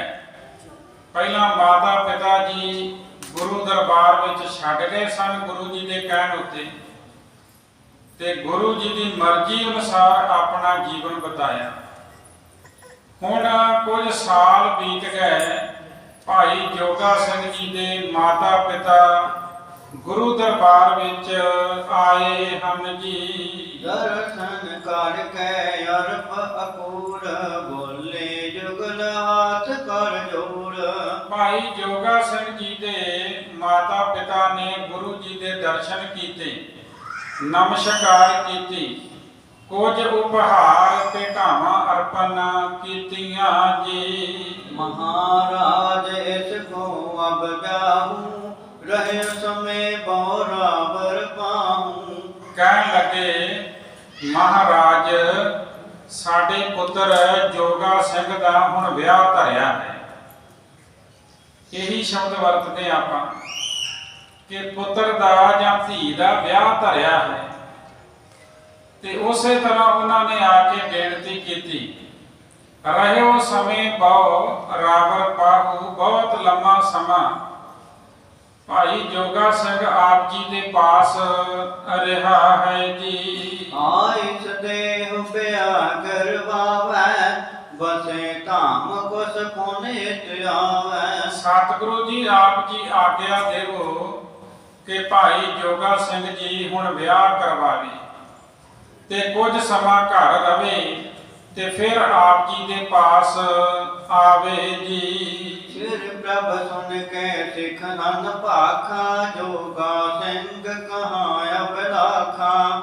ਗੁਰੂ ਜੀ ਨੇ ਇਹ ਸੁਣ ਕੇ ਸਿੱਖ ਨੂੰ ਕਿਹਾ, ਆਖਿਆ ਜੋਗਾ ਸਿੰਘ ਤੇਰੀ ਕੀ ਅਭਿਲਾਸ਼ਾ ਹੈ ਜੀ। ਹਾਥ ਜੋੜ ਤਨ ਤਬੇ ਉਚਾਰੀ ਮੋਹ ਪ੍ਰਣ ਰਾਵਰ ਕੇ ਅਨੁਸਾਰੀ। ਤੇ ਭਾਈ ਜੋਗਾ ਸਿੰਘ ਨੇ ਹੱਥ ਜੋੜ ਕੇ ਆਖਿਆ, ਸਤਿਗੁਰੂ ਜੀ ਮੈਂ ਆਪ ਜੀ ਦੀ ਆਗਿਆ ਅਨੁਸਾਰ ਰਹਿਣ ਦਾ ਪ੍ਰਣ ਕੀਤਾ ਹੈ ਜੀ। ਜਿਮ ਆਇਸ ਦੇਵ ਮੈਂ ਦਿਸ ਕਰਹੋ ਅਪਰਨ ਕਾਨ ਕਿਸੂ ਕੀ ਤਰਹੋ। ਜਿਵੇਂ ਤੁਸੀਂ ਮੈਨੂੰ ਆਗਿਆ ਕਰਦੇ ਹੋ ਉਸੇ ਤਰ੍ਹਾਂ ਹੀ ਮੈਂ ਕਰਦਾ ਹਾਂ। ਹੋਰ ਕਿਸੇ ਦੀ ਗੱਲ ਧਾਰਨ ਨਹੀਂ ਕਰਦਾ ਜੀ। ਕਿਰਪਾ ਸਿੰਧ ਕਰ ਕਿਰਪਾ ਉਚਾਰੀ ਅਬ ਤੂੰ ਜਾਨ ਮਕੀਤ ਮਜਾਰੀ। ਤੇ ਕਿਰਪਾ ਦੇ ਸਾਗਰ, ਕਿਰਪਾ ਦੇ ਸਮੁੰਦਰ ਧੰਨ ਸ਼੍ਰੀ ਗੁਰੂ ਗੋਬਿੰਦ ਸਿੰਘ ਮਹਾਰਾਜ ਨੇ ਉਚਾਰਨ ਕੀਤਾ। ਆਖਿਆ ਜੋਗਾ ਸਿੰਘ ਹੁਣ ਤੁਸੀਂ ਆਪਣੇ ਘਰ ਜਾਵੋ ਜੀ। ਆਪਨੋ ਵਿਆਹ ਕਰਵਾ ਮਨ ਕਰੋ ਪਹੁੰਚੋ ਹਮ ਆਗਿਆ ਸਿਰ ਧਰੋ। ਆਖਿਆ ਤੁਸੀਂ ਹੁਣ ਆਪਣਾ ਵਿਆਹ ਕਰਵਾ ਲਵੋ, ਸਾਡੀ ਆਗਿਆ ਅਨੁਸਾਰ ਤੁਸੀਂ ਹੁਣ ਘਰ ਪਹੁੰਚੋ ਜੀ। ਮਾਨ ਵਾਕ ਤਿਸ ਸੰਗ ਸਿਧਾਰਾ ਤੁਰਨੀ ਤੁਰਨ ਹੋਤੀ ਤਿਸ ਬਾਰਾ।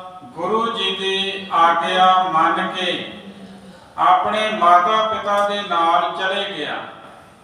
ਉਸ ਸਮੇਂ ਭਾਈ ਜੋਗਾ ਸਿੰਘ ਦੀ ਭਰ ਜਵਾਨੀ ਦੀ ਉਮਰ ਸੀ ਜੀ। ਰਚਿਓ ਵਿਆਹ ਤਿਸ ਕੋ ਤਤਕਾਲਾ ਮਿਲੋ ਰਹਿਣ ਮੈਂ ਜਹੇ ਬਿਸਾਲਾ। ਤੇ ਉਹਦਾ ਤੁਰੰਤ ਵਿਆਹ ਰਚ ਦਿੱਤਾ। ਰਾਤ ਨੂੰ ਉਹ ਕਈ ਸੋਚਾਂ ਮਨ ਵਿੱਚ ਸੋਚਦਾ ਹੈ ਜੀ। ਮਹਿਦ ਮਦਨ ਤੇ ਪੀਰ ਤੋਆ ਜਾਏ ਸਸੁਰ ਕਰ ਕੀਨ ਸਟੋਆ। ਉਹ ਮਨ ਵਿੱਚ ਸੋਚਦਾ ਹੈ ਭਾਈ ਜੋਗਾ ਸਿੰਘ ਹੁਣ ਮੇਰਾ ਵਿਆਹ ਹੋਵੇਗਾ, ਮੇਰੀ ਧਰਮ ਸੁਪਤਨੀ ਆਏਗੀ ਤੇ ਸਹੁਰਿਆਂ ਦੇ ਨਾਲ ਇਹ ਨਵਾਂ ਰਿਸ਼ਤਾ ਬਣੇਗਾ। ਇਸ ਤਰ੍ਹਾਂ ਕਈ ਗੱਲਾਂ ਉਹਨੇ ਮਨ ਵਿੱਚ ਸੋਚੀਆਂ ਜੀ। ਸ਼੍ਰੀ ਪ੍ਰਭ ਇੱਕ ਨਰ ਤਾਹਿ ਪਛਾੜੀ ਭੇਜਿਓ ਐਸੇ ਬਾਕ ਉਚਾਰੀ। ਸਤਿਗੁਰੂ ਧੰਨ ਸ਼੍ਰੀ ਗੁਰੂ ਗੋਬਿੰਦ ਸਿੰਘ ਮਹਾਰਾਜ ਨੇ ਭਾਈ ਜੋਗਾ ਸਿੰਘ ਨੂੰ ਤੇ ਆਗਿਆ ਦੇ ਕੇ ਭੇਜਿਆ, ਪਰ ਉਹਦੇ ਪਿੱਛੇ ਇੱਕ ਮਨੁੱਖ ਨੂੰ ਭੇਜਿਆ ਹੈ। ਦੇਖੋ ਗੁਰੂ ਦੀ ਰਜ਼ਾ ਗੁਰੂ ਜਾਣਦਾ ਹੈ। ਉਸ ਨੂੰ ਇਸ ਪ੍ਰਕਾਰ ਬਚਨ ਕਹੇ ਹਨ ਜੀ। ਇੱਕ ਦੋ ਫੇਰੇ ਤੈ ਸੋ ਫੇਰੇ, ਤਬ ਮਮ ਹੁਕਮ ਦੇਹੋ ਤਿਸ ਕਰੇ। ਕਹਿੰਦੇ ਜਦੋਂ ਇੱਕ ਦੋ ਫੇਰੇ ਭਾਈ ਜੋਗਾ ਸਿੰਘ ਜੀ ਲੈ ਲਵੇ। ਸਿੱਖ ਧਰਮ ਦੇ ਵਿੱਚ 4 ਫੇਰੇ ਹਨ। 4 ਲਾਵਾਂ ਦਾ ਪਾਠ ਧੰਨ ਸ਼੍ਰੀ ਗੁਰੂ ਗ੍ਰੰਥ ਸਾਹਿਬ ਮਹਾਰਾਜ ਦੇ ਵਿੱਚ ਦਰਜ ਹੈ। ਤੇ ਸਤਿਗੁਰੂ ਨੇ ਆਖਿਆ ਜਦੋਂ ਅੱਧੀਆਂ ਲਾਵਾਂ ਹੋ ਜਾਣ, ਜਦੋਂ 2 ਫੇਰੇ ਭਾਈ ਜੋਗਾ ਸਿੰਘ ਕਰ ਲਵੇ ਤੇ ਅੱਗੇ ਵੱਧ ਕੇ ਆ ਮੇਰਾ ਹੁਕਮ ਭਾਈ ਜੋਗਾ ਸਿੰਘ ਨੂੰ ਦੇਵੋ ਜੀ। ਸੋਪੀ ਸੰਗ ਤਹਾਂ ਚਲ ਗਇਓ, ਸਮਾਜਾ ਮਨੀ ਕੋ ਤਬ ਪਇਓ। ਤੇ ਉਹ ਵੀ ਮਨੁੱਖ ਗੁਰੂ ਦਾ ਸੇਵਕ ਉਹਨਾਂ ਦੇ ਨਾਲ ਪਿੱਛੇ ਪਿੱਛੇ ਉੱਥੇ ਚਲੇ ਗਿਆ। ਜਦ ਰਾਤ ਦਾ ਸਮਾਂ ਹੋ ਗਿਆ ਜੀ, ਸੋ ਫਿਰਾ ਜਬ ਇੱਕ ਫਿਰਿਓ, ਗੁਰ ਕੋ ਹੁਕਮ ਦਿਖਾਵਨ ਕਰਿਓ। ਇੱਥੇ ਕਵੀ ਜੀ ਨੇ ਰਾਤ ਦਾ ਸਮਾਂ ਲਿਖਿਆ ਹੈ। ਹੋ ਸਕਦਾ ਹੈ ਅੰਮ੍ਰਿਤ ਵੇਲੇ ਦੀ ਗੱਲ ਕੀਤੀ ਹੋਵੇ, ਕਿਉਂਕਿ ਪਹਿਲਾਂ ਬਹੁਤਾਤ ਦੇ ਵਿੱਚ ਰੈਣ ਸਬਾਈ ਕੀਰਤਨ ਵੀ ਹੁੰਦੇ ਸਨ ਤੇ ਅੰਮ੍ਰਿਤ ਵੇਲੇ ਸਾਰੇ ਵਿਆਹ ਆਨੰਦ ਕਾਰਜ ਕਰਦੇ ਸਨ। ਹਰ ਧਰਮ ਵਾਲੀ ਇਹ ਸੀ ਵੀ ਰੀਤੀ ਆਪਣੀ ਵੱਖਰੀ ਵੱਖਰੀ ਸੀਗੀ। ਕੋਈ ਅਗਨੀ ਦਿਵਾਲੀ ਉਹਨੂੰ ਸਾਖੀ ਮੰਨ ਕੇ ਫੇਰੇ ਲੈਂਦਾ ਹੈ। ਸਿੱਖ ਜਿਹੜਾ ਵਾ ਉਹ ਆਪਾਂ ਦੇਖਦੇ ਹੀ ਆ ਕਿ ਧੰਨ ਸ਼੍ਰੀ ਗੁਰੂ ਗ੍ਰੰਥ ਸਾਹਿਬ ਮਹਾਰਾਜ ਦੀ ਬਾਣੀ ਪੜ੍ਹ ਕੇ ਤੇ ਗੁਰੂ ਸਾਹਿਬ ਜੀ ਦੀਆਂ ਪਰਿਕਰਮਾ ਕਰਕੇ ਇਹ ਵਿਆਹ ਨੂੰ ਇਸ ਰੀਤੀ ਦੇ ਨਾਲ ਜਦੋਂ ਕੀਤਾ ਜਾਂਦਾ ਤੇ ਆਨੰਦ ਕਾਰਜ ਕਹਿੰਦੇ ਹਨ। 4 ਸੰਸਕਾਰ ਹਨ ਸਿੱਖ ਧਰਮ ਦੇ, ਉਹਨਾਂ ਵਿੱਚੋਂ ਇੱਕ ਇਹ ਹੈ ਆਨੰਦ ਸੰਸਕਾਰ। ਰਹਿਤ ਮਰਿਆਦਾ ਦੀ ਜਦੋਂ ਆਪਾਂ ਕਾਪੀ ਪੜ੍ਹਦੇ ਆ ਨਾ ਤੇ ਉਹਦੇ ਵਿੱਚ ਇਹ ਸੰਸਕਾਰਾਂ ਦਾ ਜ਼ਿਕਰ ਕੀਤਾ ਹੋਇਆ। ਕਹਿੰਦੇ ਉਸ ਵੇਲੇ ਉਹ ਮਨੁੱਖ ਉੱਥੇ ਹਾਜ਼ਰ ਹੋ ਗਿਆ ਜੀ। ਪੈਰ ਪਠਾਵੋ ਪਟ ਕਰ ਕਿਸੈ, ਸ੍ਰੀ ਪ੍ਰਭ ਲਖਿਓ ਏਵ ਤਿਸ ਵਿਖੈ।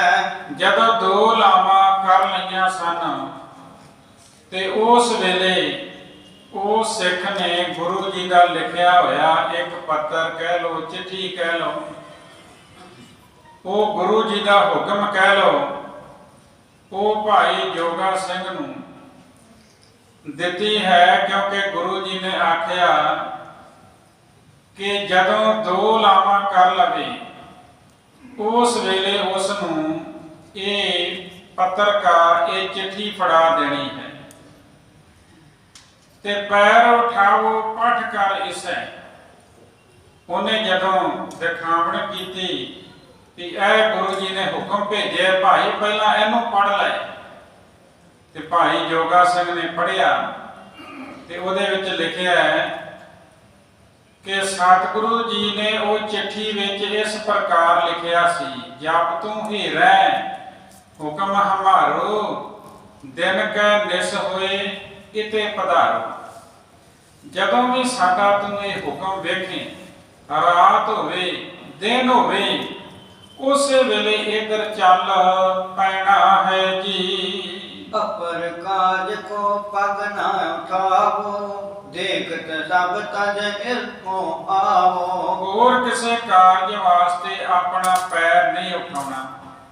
ਵੇਖਦਿਆਂ ਸਭ ਕੁਝ ਛੱਡ ਕੇ ਇਧਰ ਆ ਜਾਵੋ ਜੀ। ਪੰਡਤ ਅਚੰਬੈ ਅਤ ਸਿਨ ਪਇਓ, ਨੈ ਫੇਰੇ ਹਿਤ ਪਗ ਮੰਗ ਤਇਓ। ਜਦੋਂ ਉਹ ਚਿੱਠੀ ਪੜ੍ਹੀ ਹੈ ਤੇ ਪੜ੍ਹ ਕੇ ਬਹੁਤ ਹੈਰਾਨ ਹੋਇਆ।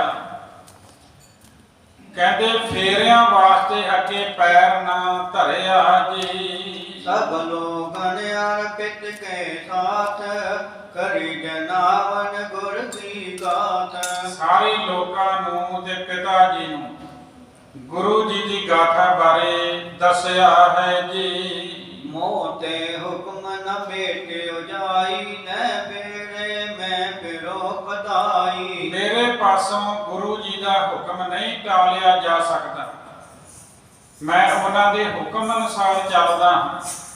ਹੁਣ ਮੈਂ ਕਦੀ ਵੀ ਫੇਰੇ ਨਹੀਂ ਲਵਾਂਗਾ ਜੀ। ਪਿਤਾ ਆਦ ਸਭ ਹਿਨ ਸਮਝਾਇਓ, ਕਾਰਜ ਕਰ ਪੁਨ ਗਮਨੋ ਤਾਇਓ।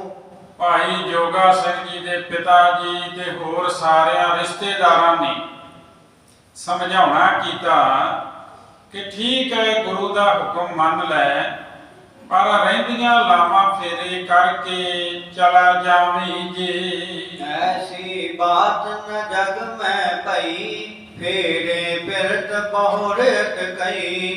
ਕਹਿੰਦੇ ਅੱਗੇ ਕਦੇ ਵੀ ਇਸ ਤਰ੍ਹਾਂ ਸੰਸਾਰ ਦੇ ਵਿੱਚ ਨਹੀਂ ਹੋਇਆ ਕਿ ਕੋਈ ਫੇਰੇ ਕਰਦਿਆਂ ਅਟਕ ਗਿਆ ਹੋਵੇ ਜੀ। ਸਭ ਮੈਂ ਹੋਵੇ ਹਾਸ ਹਮਾਰਾ, ਤੁਹੇ ਨ ਲਗਹਿ ਇਹ ਕੁਤ ਬਾਰਾ। ਸਾਰਿਆਂ ਵਿੱਚ ਸਾਡਾ ਹਾਸਾ ਹੋਵੇਗਾ, ਸਾਡਾ ਮਜ਼ਾਕ ਬਣ ਜਾਏਗਾ। ਤੈਨੂੰ ਇੱਥੇ ਬਹੁਤ ਦੇਰ ਨਹੀਂ ਲੱਗੇਗੀ, ਰਹਿੰਦੀਆਂ ਲਾਵਾਂ ਲੈ ਕੇ ਚਲਾ ਜਾਵੀਂ ਜੀ। ਸਿੱਖਿਆ ਸਤੀ ਸਮਾਨ ਪਛਾਨੋ, ਨੈਕ ਮੁਰੇ ਮਨ ਧਰਮ ਸੁਹਾਨੋ। ਤੇ ਜੋਗਾ ਸਿੰਘ ਨੇ ਕਿਹਾ ਸਿੱਖ ਅਤੇ ਸਤੀ ਇੱਕ ਸਮਾਨ ਪਛਾਣੋ। ਥੋੜਾ ਜਿਹਾ ਮਨ ਮੁੜੇ ਤੇ ਧਰਮ ਨਾਸ ਹੁੰਦਾ ਹੈ ਜੀ। ਇਹ ਪਟਕਾਲ ਹੋ ਪੇੜੇ ਦੇਹੋ, ਮੁਝ ਸੋ ਬਾਕਣ ਕਸੂ ਕਰੇ ਹੋ। ਕਵੀ ਸੰਤੋਖ ਸਿੰਘ ਜੀ ਲਿਖਦੇ ਕਿ ਭਾਈ ਜੋਗਾ ਸਿੰਘ ਕਹਿੰਦਾ ਵੀ ਆਹ ਮੇਰਾ ਪਰਨਾ ਪਕੜ ਲਓ, ਇਹਦੇ ਨਾਲ ਰਹਿੰਦੀਆਂ ਲਾਵਾਂ ਕਰ ਦੇਵੋ। ਮੁਝ ਕੋ ਬਾਕ ਨਾ ਕਛੂ ਕਰੇ ਹੋ, ਪਰ ਮੇਰੇ ਨਾਲ ਹੁਣ ਕੋਈ ਗੱਲ ਨਾ ਕਰੋ ਜੀ। ਇਮ ਕਹਿ ਕਰ ਗੁਰ ਤਿਸ ਪਗ ਡਾਲਾ, ਪੀਰਤ ਮਨ ਕੋ ਮਦਨ ਵਿਸਾਲਾ। ਇਸ ਤਰ੍ਹਾਂ ਕਹਿ ਕੇ ਭਾਈ ਜੋਗਾ ਸਿੰਘ ਜੀ ਗੁਰੂ ਵਾਲੇ ਪਾਸੇ ਚੱਲ ਪਿਆ। ਇਸ ਤਰ੍ਹਾਂ ਉਹਨੇ ਗੁਰੂ ਦਾ ਹੁਕਮ ਮੰਨਿਆ ਜੀ। ਤਉ ਨ ਸਿਕ ਸਿਦਕ ਕੋ ਹਾਰਾ, ਦਾਤ ਕਾਲ ਪ੍ਰਭ ਔਰ ਪਤਾਰਾ। ਤੇ ਭਾਈ ਜੋਗਾ ਸਿੰਘ ਨੇ ਸਿਦਕ ਨੂੰ ਹਾਰਿਆ ਨਹੀਂ, ਤੁਰੰਤ ਸਤਿਗੁਰੂ ਜੀ ਦੇ ਪਾਸੇ ਚੱਲ ਪਿਆ ਜੀ। ਅੰਤ ਉਲੰਗਤ ਵਾਬੇ ਦੇਸਾ, ਉਤਲਾਵਤ ਹੀ ਆਏ ਪਰਵੇਸਾ।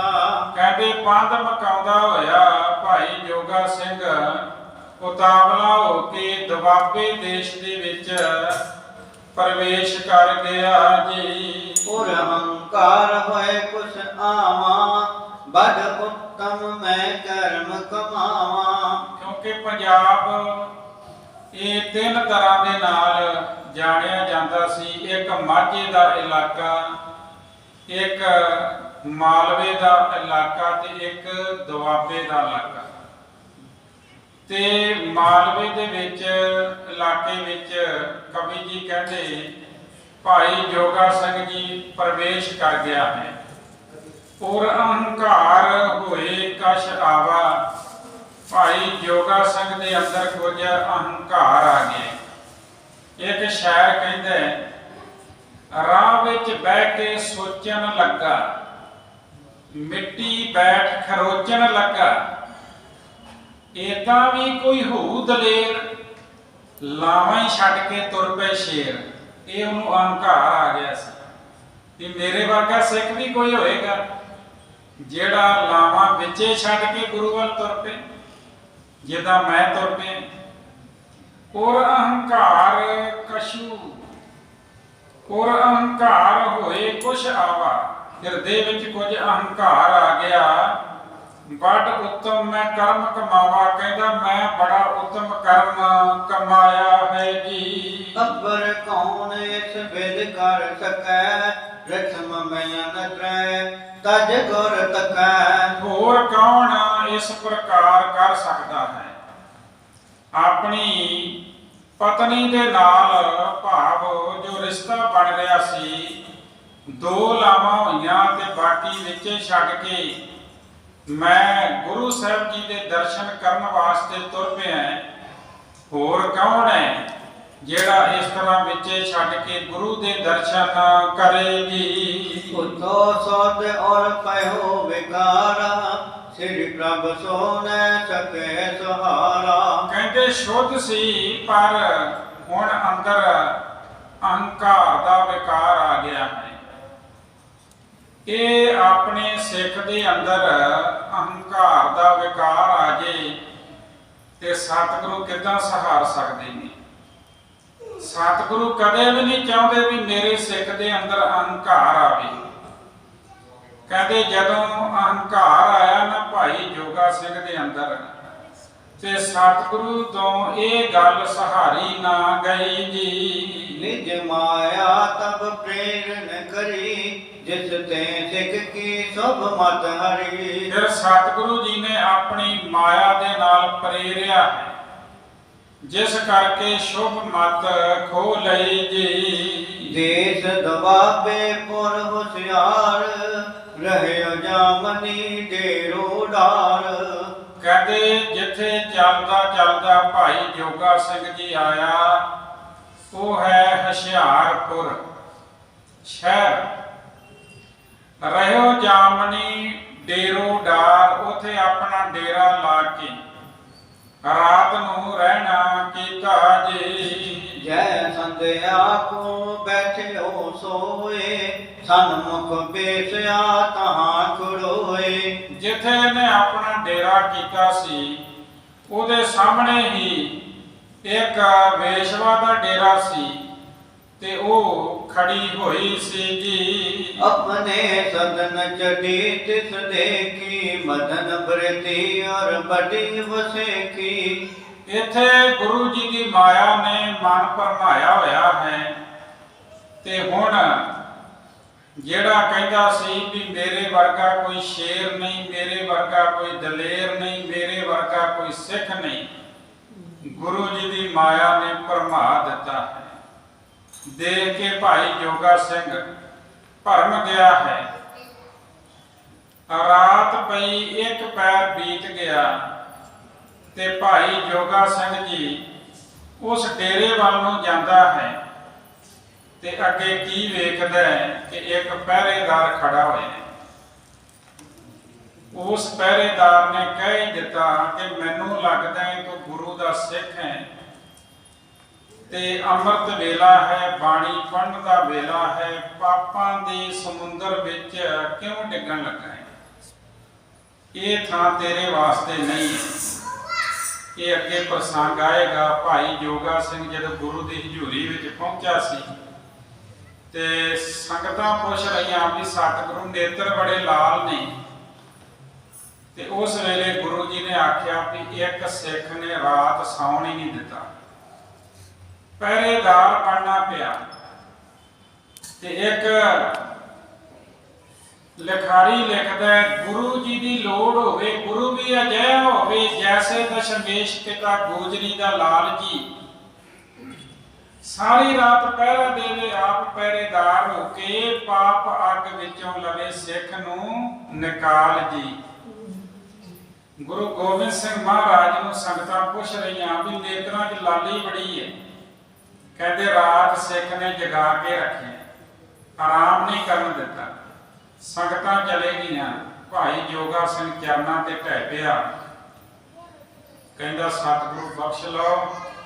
ਗੁਰੂ ਸਾਹਿਬ ਜੀ ਨੇ ਕਈ ਇਤਿਹਾਸਕਾਰ ਲਿਖਦੇ ਵੀ ਕਿਹਾ ਵੀ ਭਾਈ ਜੋਗਾ ਸਿੰਘ ਸੇਵਾ ਹੀ ਲੈਣੀ ਸੀ, ਕਿਸੇ ਚੰਗੀ ਜਗ੍ਹਾ ਲੈਂਦਾ, ਫਿਰ ਵੀ ਅਸੀਂ ਤੇ ਆਪਣਾ ਫਰਜ਼ ਨਿਭਾਇਆ ਹੈ। ਤੂੰ ਜਦੋਂ ਗੁਰੂ ਘਰ ਵਿੱਚ ਆ ਕੇ ਇਹ ਬਚਨ ਕੀਤੇ ਸੀ ਵੀ ਮੈਂ ਗੁਰੂ ਜੋਗਾ, ਤੇ ਗੁਰੂ ਨੇ ਤੇਰੇ ਨਾਲ ਬਚਨ ਕੀਤਾ ਸੀ ਜੇ ਤੂੰ ਗੁਰੂ ਜੋਗਾ ਤੇ ਗੁਰੂ ਤੇਰੇ ਜੋਗਾ, ਅਸੀਂ ਤੇ ਆਪਣਾ ਬਚਨ ਨਿਭਾਇਆ ਹੈ। ਸੋ ਜਿਹੜਾ ਆਪਣੀ ਬਾਹ ਗੁਰੂ ਨੂੰ ਫੜਾ ਦੇਵੇ, ਗੁਰੂ ਫਿਰ ਉਹਦੀ ਹਰ ਥਾਂ ਰੱਖਿਆ ਕਰਦਾ ਹੈ, ਗੁਰੂ ਉਹਦੀ ਬੋੜੀ ਕਰਦਾ ਹੈ। ਗੁਰੂ ਗੁਰੂ ਕਰ ਆਪਣਾ ਜੀਵਨ ਸਫਲ ਕਰ ਲਈਦਾ ਹੈ। ਗੁਰੂ ਗੁਰੂ ਗੁਰ ਕਰ ਮਨ ਮੋਰ, ਗੁਰੂ ਬਿਨਾ ਮੈਂ ਨਾਹੀ ਹੋਰ, ਗੁਰ ਕੀ ਟੇਕ ਰਹੋ ਦਿਨ ਰਾਤ, ਜਾਂ ਕੀ ਕੋਈ ਨਾ ਮੇਟੇ ਦਾਤ। ਇੱਥੇ ਹੀ ਕਥਾ ਦੀ ਸਮਾਪਤੀ ਹੈ। ਕੱਲ ਤੋਂ ਗਿਆਨੀ ਬਚਿੱਤਰ ਸਿੰਘ ਜੀ ਇਹ ਸੇਵਾ ਨਿਭਾਉਣਗੇ, ਕਿਉਂਕਿ 1 ਮਹੀਨੇ ਬਾਅਦ ड्यूटी चेंज हो जाती है सवेरे शाम की। कल तो दास सवेरे सेवा निभाएगा। मेरे सत्कारयोग वीर जी सिंह साहब ज्ञानी बचित्र सिंह जी वो शाम को सेवा निभाएंगे। होइयां भुलां दी खिमा फतेह बुलाओ जी। वाहिगुरू जी का खालसा वाहिगुरू जी की फतेह।